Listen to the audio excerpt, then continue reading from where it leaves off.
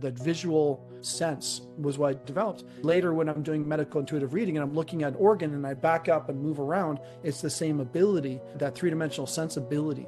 That is something I developed out of necessity. Later on, when I'm looking around someone's head or body, the ability to perceive, or I'm talking to somebody, I'm like, I see this thing in the back of your head. It's on the cerebellum on the left side. And there's a little spot there that's inflamed. That ability to read their brain makes it so easy as a diagnostic tool for me to do the healing work and give people permission to heal themselves through those areas that I find to be having problems.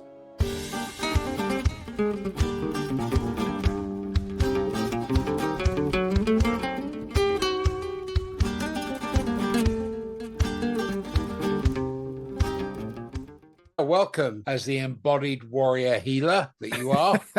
I wouldn't say much of a warrior anymore, but maybe my ideas are more warrior based, but I left the martial arts world a long time ago. It's all in your chart. I had a sneak peek at your chart. Oh, yeah? Okay, Tell me. I'm all ears. The way I look at your chart is not just a map of the stars. I look at it from a neuro-spiritual interface. I'm looking at the architecture of your consciousness, your body's wisdom, and your soul's path. You have your sun in Aries, your moon in Cancer, and your rising in Sagittarius. That's your walk. That's where you're walking towards. That's my adventurous side. My adventurous side is always through consciousness and learning. So it's not so much going into the world and finding some tree to sit under. You still got the initiator, the trailblazer, the sacred warrior, because it's clear if you look at Aries as the impulse, it's the initial spark. You were born to lead from the front, to bring new ideas into form through direct experience. So there's a certain urgency to your sun's placement, almost like your soul knew this life was go time, right? Yeah. Aries is ruled by Mars, and in your case, it sits in the spiritual boundary blurring sign of Pisces. While you act with fire, your fuel source is dreams and visions and intuition. It's like you're a mystic warrior. You're going to make me blush, man. You came into this life with the frequency of the pioneer. It sounds like me. It rules instinct, action, and initiation. Yeah. This talks about left brain assertion and right brain compassion, or the dance between dopaminergic drive and oxytocin-based connection. You're here to alchemize courage with care. Well, that's great. I got to put that on some mug and give that to my wife. I would love that. You've got an amazing use of words. I'm really impressed by that. Your path is about embodied truth. You're here to also teach from experience and not just intellect, to live your truth out loud, even if it challenges others. Yeah. Appreciate that. I'm looking at that purely from your sun sign. I'm going to really look forward to this reading again so I can play that again. It is Orion. It is Orion, like the star constellation. It is my given name, by the way. A made-up name, I've assumed. I'm honored to introduce you and thank you for coming on the show. From what I've read and our previous conversations, you're a truly remarkable healer whose journey is into the realms of energy work. It began with an extraordinary circumstance, dying multiple times as a toddler. You grew up in a family dojo in Canada, where your early exposure to martial arts laid the foundation for understanding energy and flow in a profound way. At age 17, you became a certified biomechanical corrective exercise specialist, a body talk practitioner. So your path has been anything but conventional, but what truly sets you apart is your pioneering work in energy neuroplasticity. This is a trademarked methodology for healing concussions in athletes. Concussions and brain disorder. The brain parts are there, I can work with them. If they're not there, I can't grow them back. The great thing about concussions is usually all the parts are there. They're just compressed like a pillow gets compressed. When you get high conscious to go through the area of damage, that decompresses. Basically, the pineal gland has a blueprint. And when you activate that blueprint and shine that light of the pineal gland through the damaged tissue adjusts itself to those frequencies. So the brain can heal itself, but it needs an internal focal point. Let's get a story started. Sure. Your healing journey began with near-death experiences as a toddler. How did those early experiences shape your perception of life and energy before you even had the language to describe it? I would say I was more sensitive than the average kid. And I'll give you an example. My mom would think a negative thought about me or a negative feeling, and I would feel like a knife was turning in my chest, which is a strange thing for a young kid to have. She would leave the room, and I knew when she was feeling negative feelings towards me. And she rarely did, but when she did, I would feel trauma from that. Being so sensitive, it was really overwhelming. As a kid, you think it's emotional. It's not emotional, it's feeling, but you don't have the terminology to separate emotion from feeling. Later on, I realized this wasn't me being emotional. This is me understanding feeling, and separating the two was really important in later years. I was highly sensitive, which is traumatic for a young boy growing up in Canada. People don't realize how tough the kids are in school, but man, they were tough here. They were really strong. A lot of bullies, and martial arts was really useful for that. Being a sensitive kid, I would feel people, I would read people, and that set me up for my later work. You also mentioned growing up in a family dojo. How did that environment help you develop your sensitivity to energy fields, and what fundamental lessons from martial arts will inform your healing work today? It was a couple of things. Because my father started the Toronto Zen Center, I was born in New Haven, Connecticut, and the Zen Center was upstairs from the house in New Haven, and I lived downstairs. My earliest memories were hearing chanting and meditation, and incense was my childhood. And then 83 or 85, around the time the Karate Kid came out, we opened a dojo in Cabbagetown in Toronto. That's like Chinatown East. Part of the work with learning martial arts was also meditation. We did a series of qigongs and standing meditations. We did the sun salutations as part of our routine. My father was an innovator in martial arts and in using consciousness and meditation as part of our practice. I was already inundated with this lifestyle before I became into it. Having these amazing healers, shamanic teachers, aikido masters, anyone who had anything to teach, my father would bring in. They'd stay at our place and then teach a course. I was, of course, a fly on the wall. It was a wonderful childhood to have all of that. And also, he had a huge bookshelf. This is 1980, so there wasn't a lot of new age stuff out there. But he had the whole Carlos Castaneda thing, the Edgar Cayce stuff, the Seth material was there. So as a young child, I was reading the stuff and I grew up on that. Really know where the spirituality started. I guess it was always there. In my 20s, I decided to become a personal trainer and put that aside for a while, but it came back and haunted me because that's where I was meant to go. That was the direction my flow was going. I was much more interested in fixing someone's shoulder that was hurt or their ankle than it was watching them run around the track while I drank my coffee. And I had to come to terms with the fact that I was getting more out of the unknown. Once you figure that out, there's nothing new in that world. But in the healing world, there's so much to learn. There's so much to grasp and get a hold of. The trickling experiences from being a personal trainer led me to becoming a healer. It's good you got grounded in chemistry, but then you elevate into frequency. That's I like key. that. I'm taking that. You should be a writer. You got these great coins of phrases. I really like that. Chemistry to energy. I like that. Sorry. I'm going to digest some of this. This is wonderful. When did you first recognize that your understanding of energy or frequency could transition from the martial applications to healing modalities?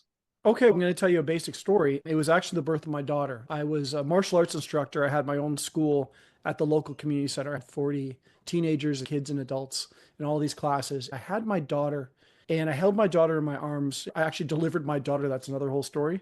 We were in the hospital and I literally held her in my arms. She literally fell out. I know that sounds funny. My wife was walking at the time and I caught my daughter. I held my daughter in my arms for the first time and I couldn't kick and punch people anymore. I had this sort of awakening that I have this ability to teach and strengthen people. And I thought that was my job, was to toughen people up. And that was really how I was taught with martial arts, is to strengthen, toughen the body and hitting your body with an iron bar and all that stuff. I held her in my arms, my heart opened up, and I never wanted to go back to martial arts. I never could get back to martial arts. Funny enough, every time I've tried to go back or teach or start a course, something happens. Something bizarre happens that keeps me from doing that. So after the sixth time of doing this, I was like, okay, fine, I won't do this anymore. But what do I do with 19 years of training? And what I mean by training is when I'm in the ring, I did a lot of martial art tournaments. When I'm in the ring and I feel the weaknesses, oh, he's got a weak leg, or he's got a weak gut, or he's got a weak knee, or he's off balance. I could feel that and exploit that in the ring. That translated over well in the early days as a personal trainer. I would feel people's darkness, feel their things, and I help them heal. I would take that perception of darkness or imbalance and have a positive effect. That's what the transition was. I can tell you most often, 99% of the time, that's self-imposed. Most of our chronic pain, not everything, and there's genetics aside, most of our chronic pain is self-inflicted. What I mean by that, I'll give you an example. Father comes to me, he's been working at this job and he feels very unsupported by his wife and nagged. People come with their complaints. That's why they come see me. We go in there. It wasn't the fact that his wife was complaining, compressing, or pushing him. It was the fact that he himself was stabbing himself in the back because of her. It wasn't her. It was how he interpreted the world by stabbing himself because of what someone else says. And when he pulled that knife out, he was not affected on the same level physically, and his back got better. That's a real common, I'm giving you one example. I can give you hundreds. A lot of our issues physically is some sort of self-denial. That's as I see it. Sounds like you're moving him from being a saboteur to being a sage. Yeah, exactly. You got these great coins. I'm really enjoying these words. Your words have depth and thought in ways that I'm not accustomed to. I'm used to people being not shallow, but on the surface of words. And you have words that have depth and meaning and impact. I'm really appreciating the words you choose.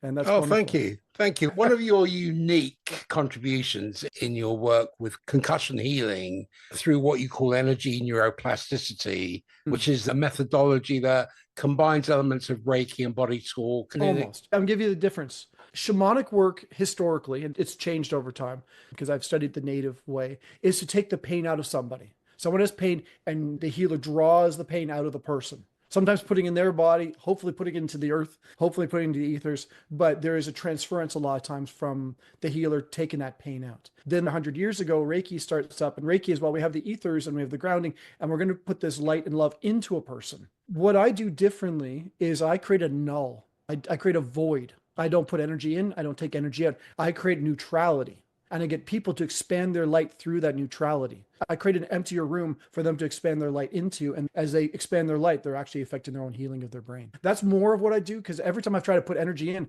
there's no effect on the brain. Reiki has no effect on brain injury. The tapping, the breathing, the muscle testing, it's helpful. I definitely use there's one for trauma where you roll your eyes. And it's actually a very common technique in the psychotherapy world to do this eye rolling technique. But if you go to a naturopath, it'd be called that. We understand that the trauma and eyes are related. And there's a technique in body talk I use for, let's say someone's in a car accident and the screeching tires and they panic and they're in fight or flight. To release that fight or flight, there's some techniques I use. So I use elements of body talk. I'm not dismissing it entirely.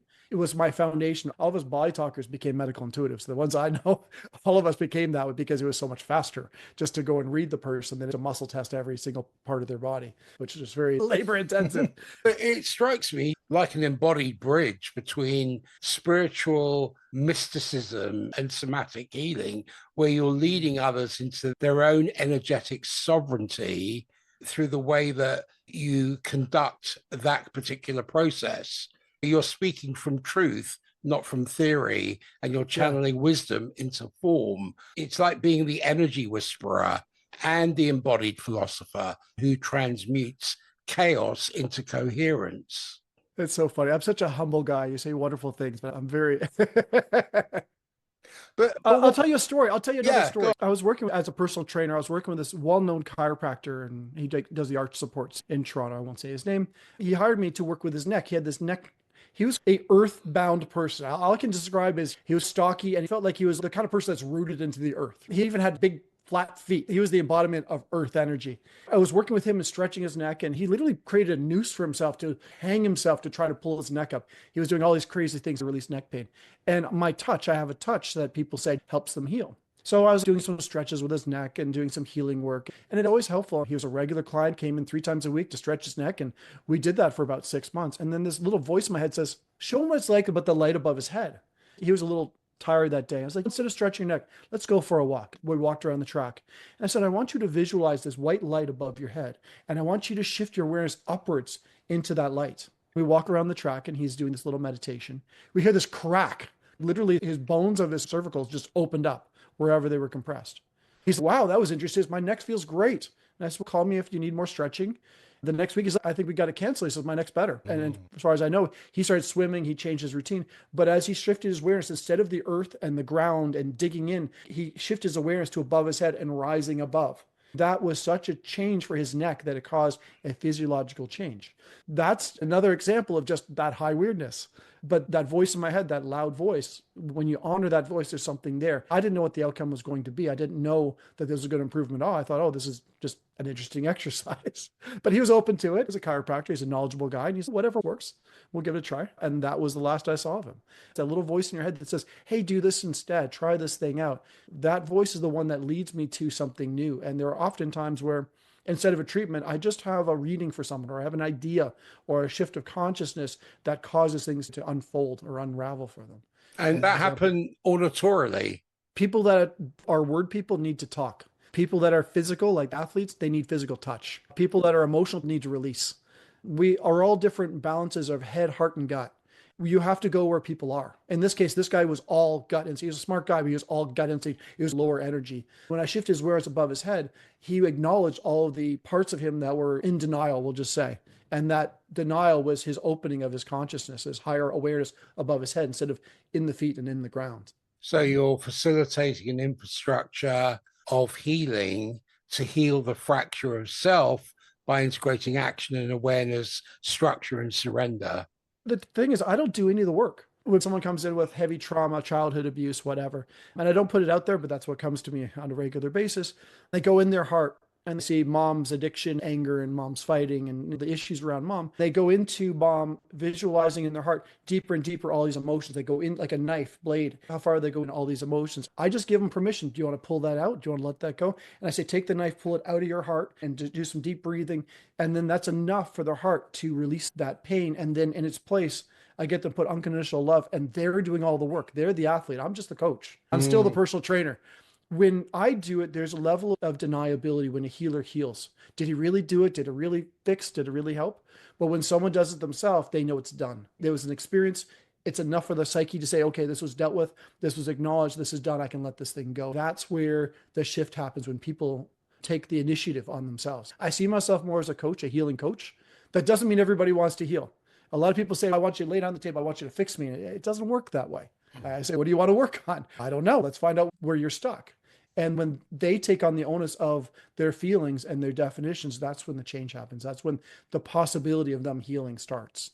You have cancer in your chart, which is linked to the pericardium of the heart. And that is to do with nurturing and nourishing, but not like you're stating. It's not the fact that you do it. You become that agency of amplification for healing. So it comes through you as an agency. Yeah, exactly. And that I give people the responsibility for their own healing, as it should be. And if people want to just talk about their pain, we can do that. If they don't want to heal, I had someone came on the table and I got her in touch with all the pain. She found the knife and analyzed it. And I'm like, pull it out. And she says, I'm not ready for that. I said, okay, you got my number. You call me when you're ready. People get annoyed that they can't pull that pain out. They get annoyed that they won't allow that anger to go. And that's absolutely critical that they know their timing of things. Healing is a very personal choice. It's not something you just give over to somebody else. It's something you choose to do with yourself because someone gives you permission. I'm so intrigued that I have to take a quick look at your chart and put the right time in. My father was a professor there back in the day. And thanks to the Vietnam War, he's, okay, we got to get out of this United States. We got to go somewhere else. After the war ended, we went to Canada. So we flew to Canada to escape the draft. One of your unique contributions to your work is with concussion healing through what you call energy neuroplasticity. First of all, tell us a little bit about that. What inspired you to focus specifically on concussion healing, and what limitations in conventional approaches were you seeking to address? I have to go back to my childhood illness. Because I had spinal meningitis, I had severe learning disabilities growing up. In grade 3, I remember I couldn't read and write, and all my friends could. I was very delayed in terms of comprehension, reading a passage and comprehending what happened. I would read it, but I wouldn't retain anything. It took me a while to figure that part of my brain out. It didn't really fix until 2004, where I was studying to be a body talk practitioner, and someone said, oh, you got a learning disability. Let's fix that. Tap, tap, tap. My brain snapped together. What happened is, because my brain didn't comprehend like everybody else, I had to develop my spiritual assets to make up for my lacking. So my ability to see things in three-dimensional way, and this is why I want to be an architect, is I can take a look at a rendering and then walk through the building and see how everything is visually. That visual sense was what I developed. Later, when I'm doing medical intuitive reading and I'm looking at an organ and I back up and move around, it's the same ability, that three-dimensional sensibility. That is something I developed out of necessity. Later on, when I'm looking around someone's head or body, the ability to perceive, or I'm talking to somebody, I'm like, I see this thing in the back of your head. It's on the cerebellum on the left side, and there's a little spot there that's inflamed. That ability to read their brain makes it so easy as a diagnostic tool for me to do the healing work and give people permission to heal themselves through those areas that I find to be having problems. Can you walk us through what happens energetically in the brain during Oh, a wow. concussion? And how does the energy neuroplasticity method interact with these disrupted patterns? It's all about the pineal gland. So in every culture historically, whether it's if you're Hindu and you have the bindi, the dot in your forehead, or if you look at the Buddhist and you see the Buddha and his head looks like a pine cone, or you see the staff of the Pope and he's got the staff with a pine cone on it, there is this celebration of this pine cone and what this is the mind's eye. They said the symbol of Ra is a symbol of the mind's eye or a version of that. Every spiritual culture, every culture that had a spiritual high technology, we'll say, spiritual technology, whether it's understanding, development of self or awareness, they've all figured out this thing of the mind's eye, the pineal gland. Luckily, I had an experience where I activated my pineal gland. When you wake up your pineal gland, that's where all psychic work comes from. That's where perception comes from. That's where the psychics say, oh, this is going to happen to you tomorrow. And then you wake up and it happens to you tomorrow. Where's that perception come from? It's the activation of the pineal gland. Quality of being on a different level, different frequency than the rest of the brain. When I get people to do some meditations and activate that pineal gland and they stretch that consciousness through, the brain starts rebalancing itself. It uses that as the blueprint for where it needs to go because the brain itself can't heal itself unless it has other information coming through it.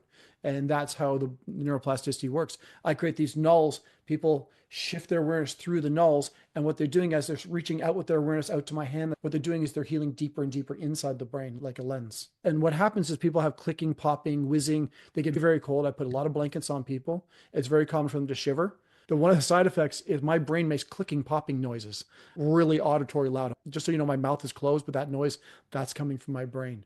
I don't know how that's interacting, but I have a feeling that somehow with our brain linkage, people are reading my brain for balance and using my brain as a template. There has to be some kind of transference. Even when I'm talking about it, I can feel it start to click. It starts to open up and starts working in interesting ways. How this came about was a hockey kid got boarded and came to me as one of my clients. He's 14 years old and I hurt my brain and I did some Reiki, did nothing. I did some talk, did nothing. And I put my hand over his head. I'm like, do you feel that coldness above your head? He goes, yeah. So I feel that too. We just sat there and his brain started clicking and my brain started clicking. And I just put my hand over his head. He's, oh, I feel exhausted.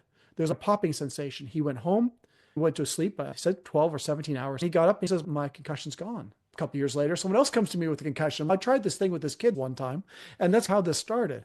After about the 20th or 30th person that I helped heal from a concussion, or at least reduce the symptoms. Not everyone completely heals. When they're symptom-free, you're considered concussion-free, but you're still apt to re-injury if you bang your head again.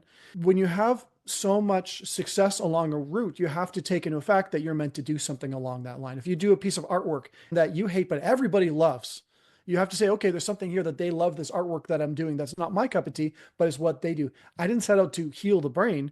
I was curious about the brain and I was curious about maybe something within the ethers, within my soul, some other abilities for me to have access to knowledge to heal a brain. My job is not to heal their brain, but to draw in this knowledge and ability from my higher self, my soul, whatever, have it do the work for me. And as I open myself up for it to do the work for me, it has very strict protocols. I need to do this. I need to do that. And so these protocols are the neuroplasticity that I do. After 20 plus years of doing this, I can pretty much guess how it's going to go. Kids heal so quickly. A 10-year-old kid from a concussion will heal generally in about 2 sessions. A young adult, 3 sessions. A man in his 40s, 50s, maybe 5 sessions. 6 sessions. It just depends. Our brains are more malleable when they're younger and kids don't know they can't heal. So I say, okay, they're using this pineal gland. It's going to make you a superstar at basketball or whatever they're going to do because you'll be able to use that to see the future and build up a good story for a kid. And it's not untrue, but I get them very excited about that. And they're like, okay, I'll heal. And then I lay them down, I get the conscious and they go so quick because they're so excited about opening up this new door of consciousness. Actually, I've worked with some NHL goalies who had the psychic ability, and I just took that and trained them blindfolded to feel their environment, not use their eyes, but to use their feeling sense of their environment, their pineal gland and their heart and their gut instinct, and feel their environment to feel what's there. That came from martial arts actually too. I don't know where one thing starts and the other thing begins. They're all interwoven in those experiences. This is about you tuning that person. It's called resonance. Mm. It's the idea that the energy, the emotions, or the frequencies can awaken or activate similar Yeah. frequencies in others, because we all vibrate at a certain frequency through our Right. thoughts and our emotions and intentions. So when someone else is aligned with that frequency, we resonate with them naturally, and there's no force required. For example, a calm person can help others feel calmer just by their presence, or being around someone who's anxious can make you feel uneasy. As a healer, when you hold that steady frequency, clarity, compassion, empowerment, your client can begin to entrain to that frequency, even if they're in a Yeah. different emotional state. You're attracting what you're in resonance with. If somebody's vibrating at fear or scarcity, they're going to attract people in situations and experiences that match that vibration. There'll be a compatibility or an incompatibility of alignment. Whenever I do a podcast or I'm on a show, I always like to give something to the audience. I want to give your audience something that might be useful. If you have people that are therapists, even in your own office where you're working with situations with different kinds of people, different kinds of energy, if you start off by feeling your heart and filling it with light, and then you fill your body with light, and then you reach out with that light and you fill the room with your light, you make the room feel like your light. What ends up happening is it causes the shift of the energy in the room. By you shifting your awareness, it's not that you're projecting light. Your soul is over 100 feet across if you give it a size. What you're doing is just filling in the gaps of what is really you in terms of the ethers, if you will. But if you own your consciousness, as you shift your consciousness, what ends up happening is people in the room, as you said, they reflect that, they mirror that. You create a resonance and there's a reflection. And when you have a client that comes in and they're in a bad mood and they're not doing well and they're angry, you start your heart and you shine your heart and you fill the room with that light. It's not about love, it's about resonance. You're holding a higher vibration that when they are able to connect to that, they'll start crying. So very often I sit in the room, I'll start talking to someone and they will start crying right away. The very first thing is the tears start because they're feeling what they're feeling. And then we can articulate, then we can go somewhere with that.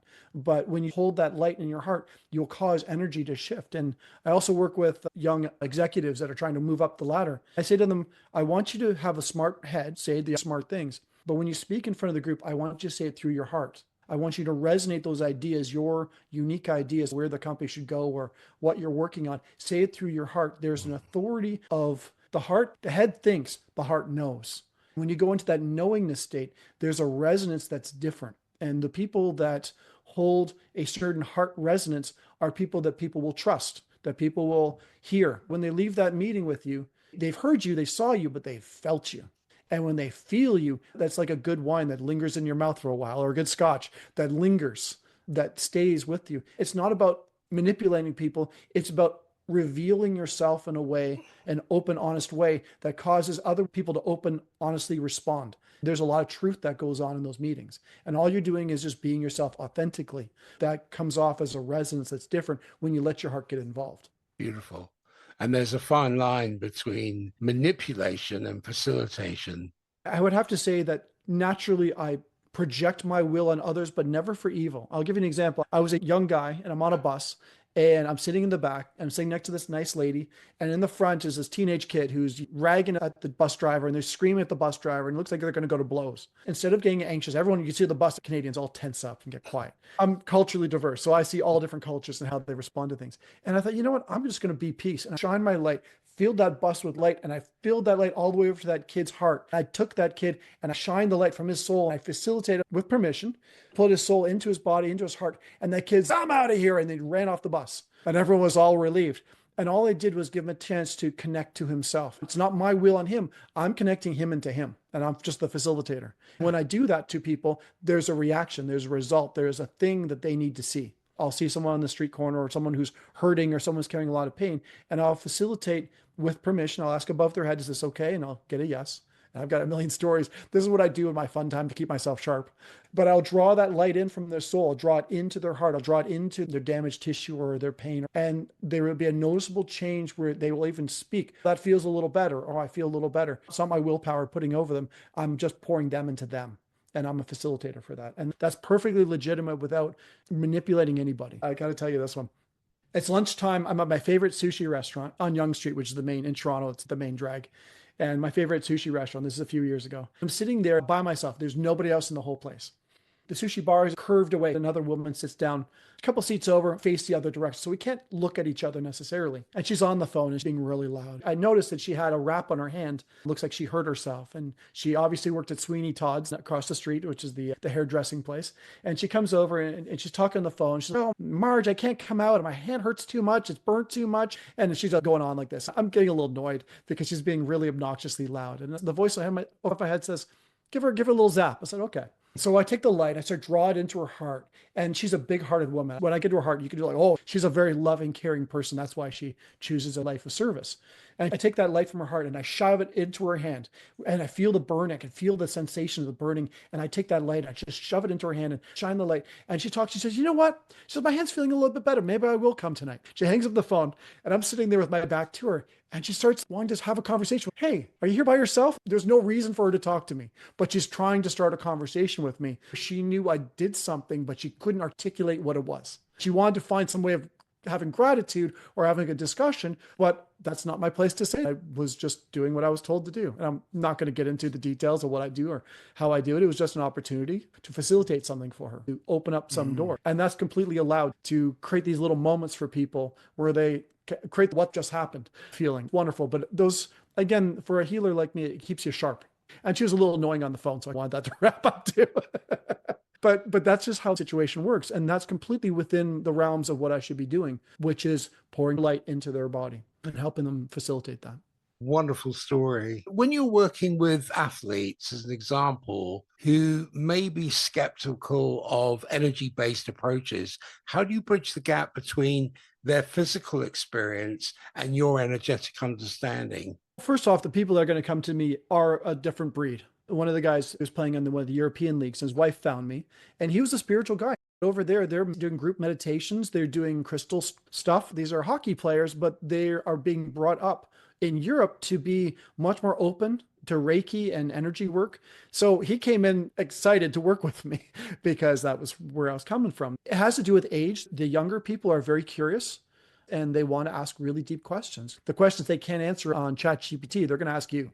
I think there's a lot of curiosity among these young athletes that I've experienced. And if they're not interested in me at all, I can't tell you how many people I go up to and I'm like, I'll talk to someone, I'll give them my business card, someone famous. I'm like, "Here's my business card. Call me. I will fix your brain. Come into my office. I'll fix your brain for free. Just give me a good recommendation." And the guy will not show up. But the people who have heard about me through the teams and through the coaches, they'll come to me with open arms saying, "Okay, just fix me. I want to get back on the ice. I don't care what you do. Just get me back on the ice." And a lot of people have mostly that attitude. A lot of the Canadian guys from the Midwest were just cowboys. They're sweet and simple. They're emotionally young and open. I really like the people from the Midwest. They're so different than the armored Torontonian. I really like them. They're just like the all-American kid. They're like these good kids that just come and play hockey and they're tough. I really like that. But if they're Christians, I have no problem saying, "I'll quote some scripture for you. We'll do that." If we want to go there, I can switch. If you want to do Hinduism, my mom's Hindu, I can go in the Bhagavad Gita and talk about that. I can switch to different orientations to make people feel comfortable, but I'm not religious at all. I see them all as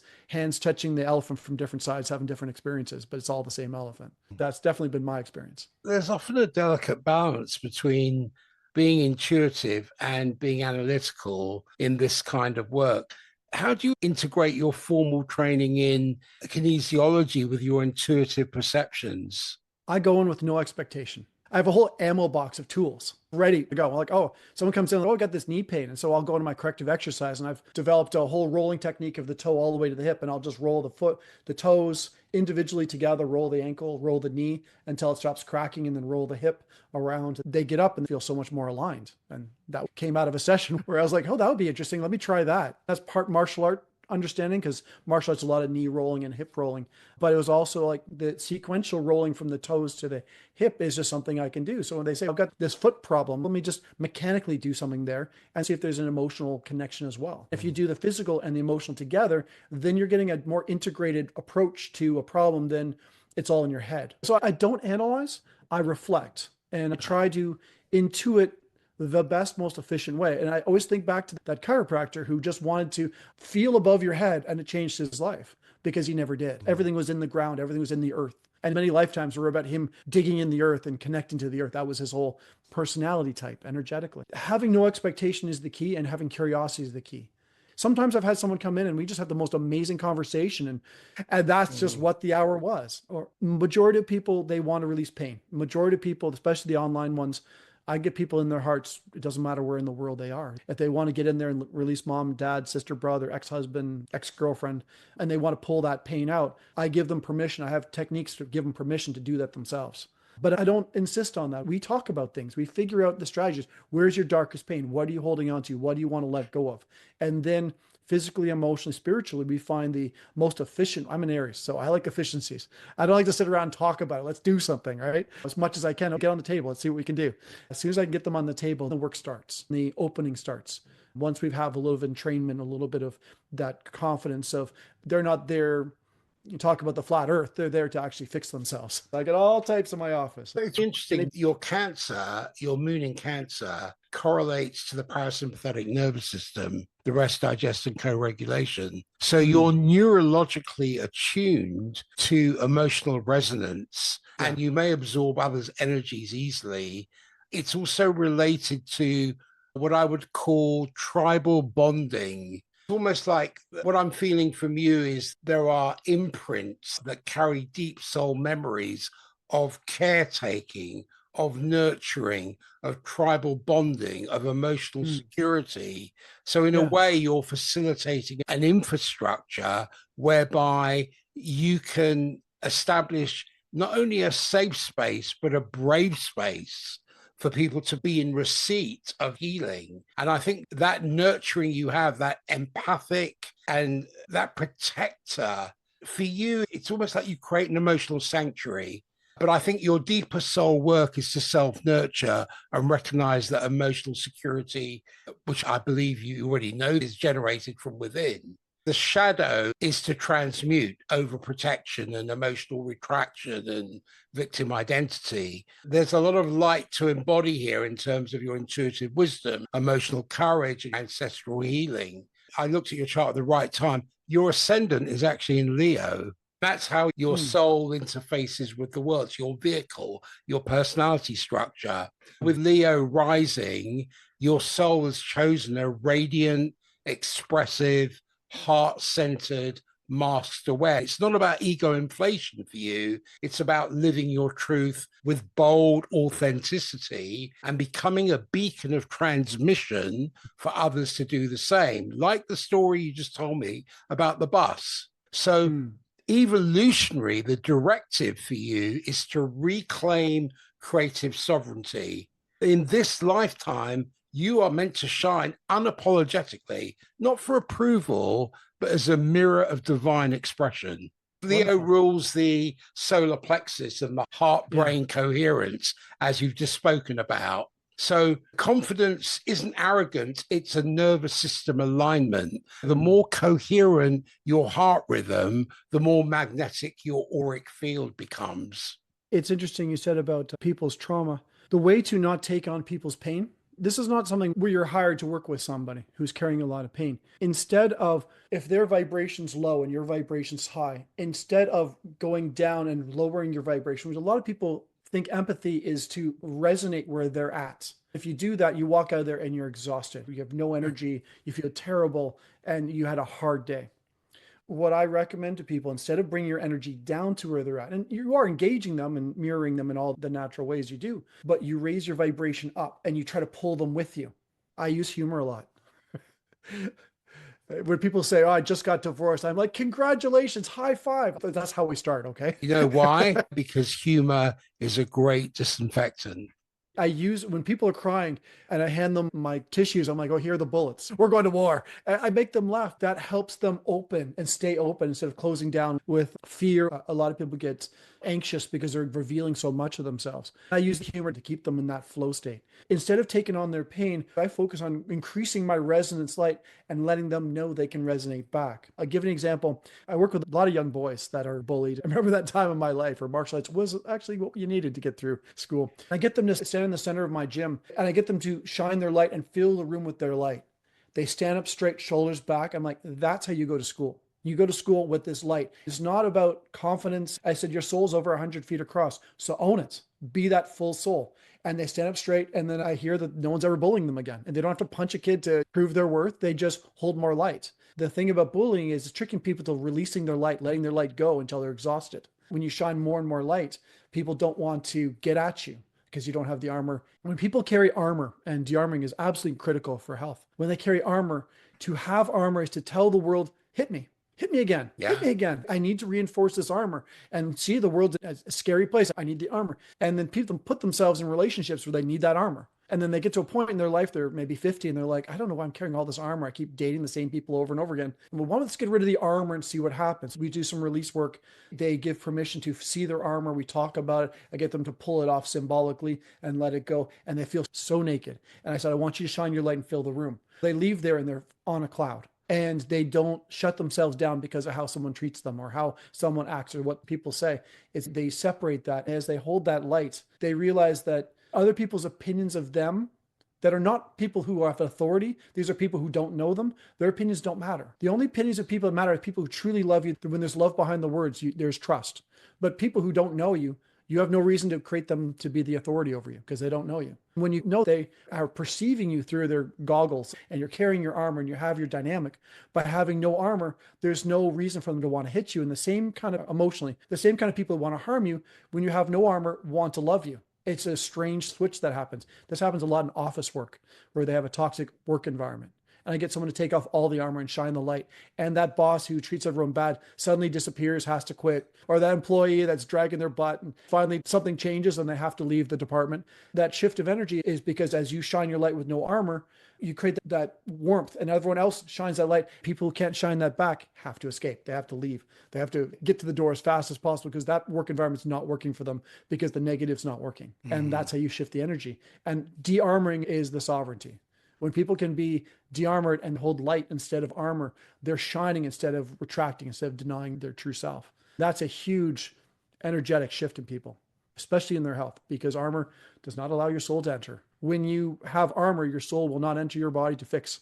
When you let go of your armor, it can now come in and fix because you're opening yourself up to more of yourself. Your armor is that thing you put in the way of that naturalness because of some situation or some belief system. De-arming is absolutely critical for people to have better health in their body, better relationships. Some words have come to mind as you're talking because I was looking at your chart at the same time. You're bringing the chart to life. And here are the words. It's time to break free, to individuate, to blaze. That's what Aries would say. But your Leo rising would say, but do it with heart. Own your light. Be seen. It's all about sovereignty for me. Owning your light is your sovereignty. That's what you're meant to do, is to really be more of yourself. I love what Bashar says. He said, your job in life is to be more yourself every single day. When you do, you're taking this sort of non-physical, these ideas, and you're taking all these abilities and inferences that are part of yourself and creating yourself with that energy. To be more of yourself is to be authentic, and to be authentic is to walk your true path. You mentioned you work with Indigenous tribes as part of your shamanic practice. How do you approach these traditions respectfully as someone who is part native? And what universal principles have you found across seemingly different healing systems? From my experience working with Native, and it's not just Indigenous tribes of Canada that I work with, but people from South America who also are part of that Aztec culture. There's something different in the blood. There's an interdimensional thing that happens in their blood that's different from other people. They are energetically different. They respond to symbols and ideas and this connection to the earth in a different way than the average person does. All I can say is when I can get people to activate that awareness of their difference, that feeling in their blood, that's the shamanic energies. There is something actually different about them. When you give opportunity to access that, whether it's symbolism, smudging, or drumming, you allow people to connect to their own blood. It's like a doorway, a portal to this other dimensional reality that they're a part of. And I'm not saying everyone does this. There's a lot of drugs and alcohol, suicide, and problems in these families and tribes. I don't want to get into that too much, but they come in with their problems.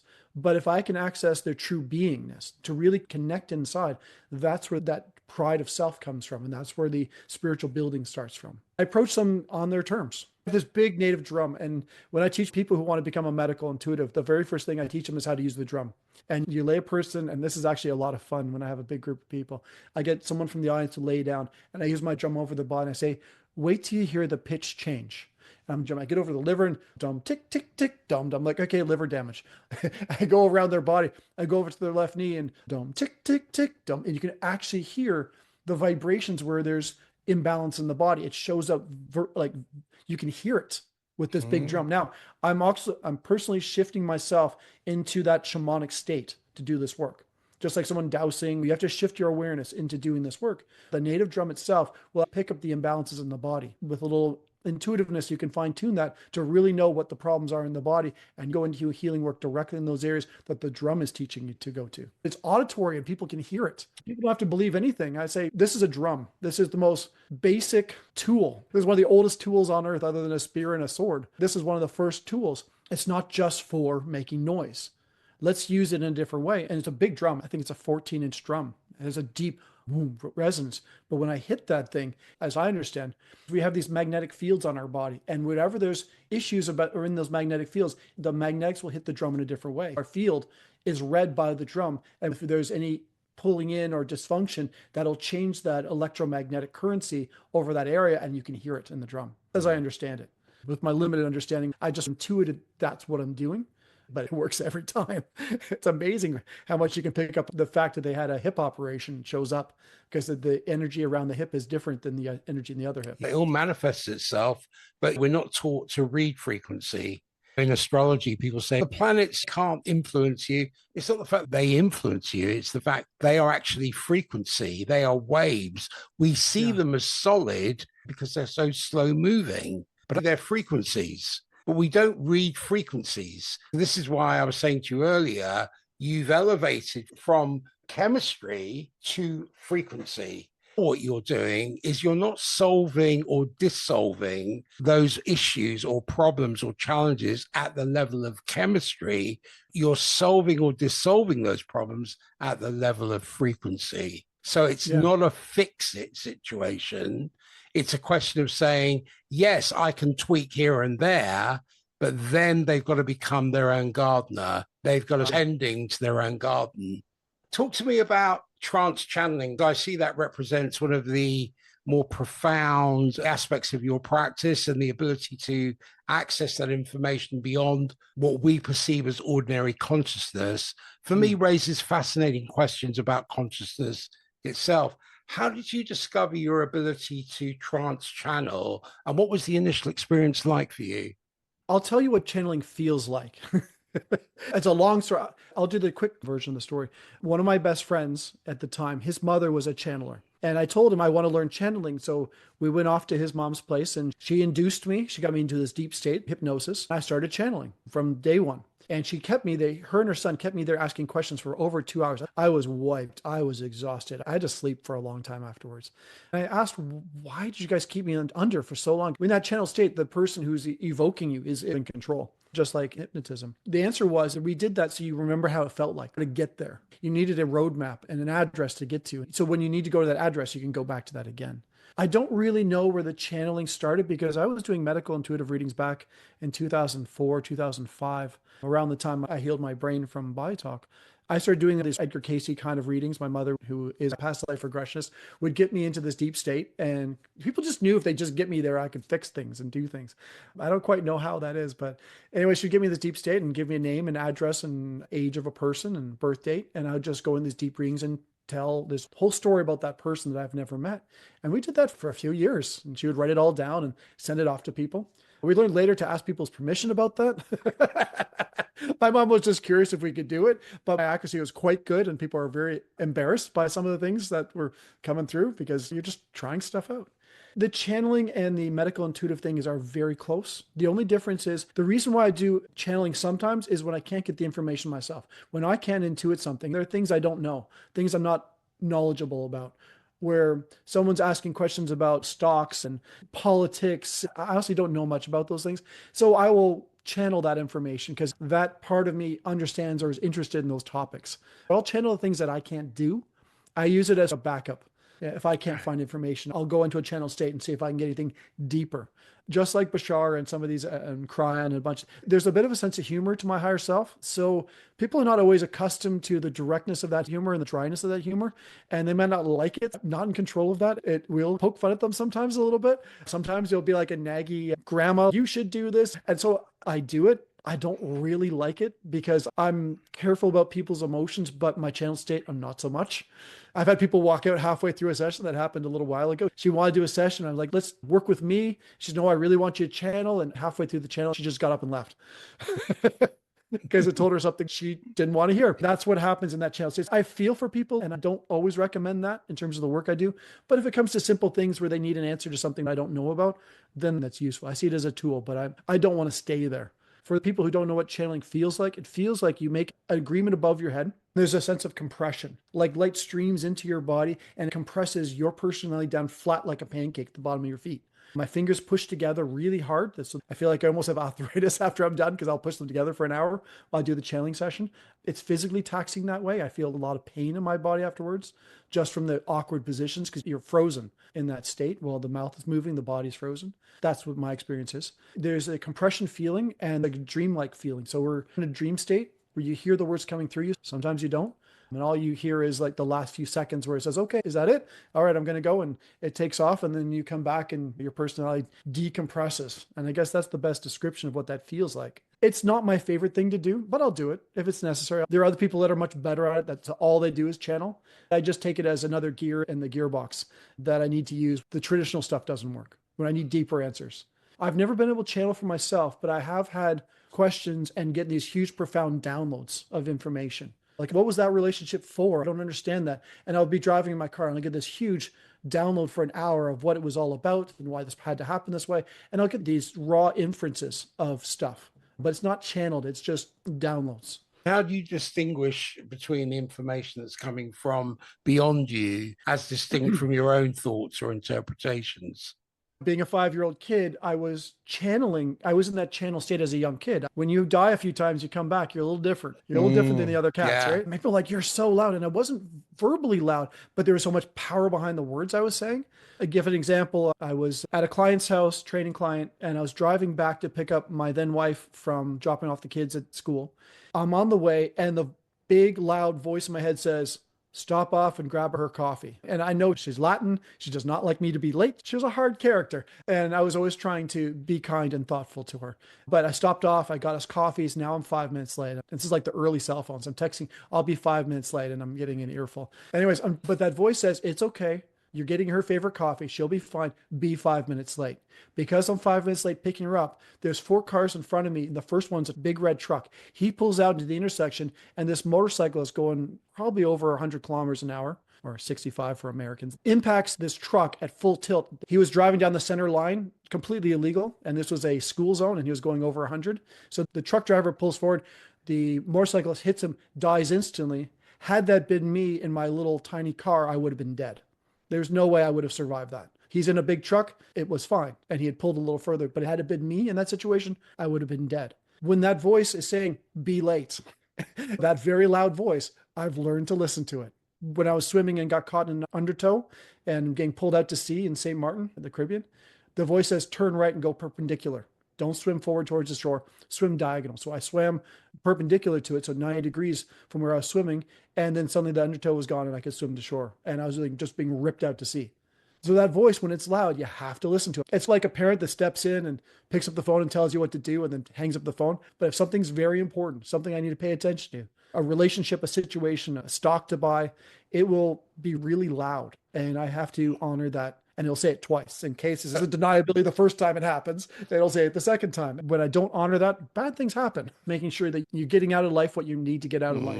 I totally resonate. I've had similar things happen. What have you learned about the nature of consciousness and reality through your work that has most profoundly changed your worldview? I think it's a collection of events. I can't say it's any one thing. There's been so many. I'm on the spirit quest and I see the eagle and I'm in the woods by myself. There's so many moments in my life that are profound moments. We read the stories of Siddhartha and the stories of the hero quest, the Jesus, the Krishna. You read the hero's quest, the hero's journey, the spiritual journey. It was always about going out and seeking something. What I realized, what these stories were really saying was, no, be alone and go inside yourself. Really find out what's inside of you and get into the core of your being. A lot of my discovery was being curious about going inside. Not so much in meditation. Meditation's on one frequency.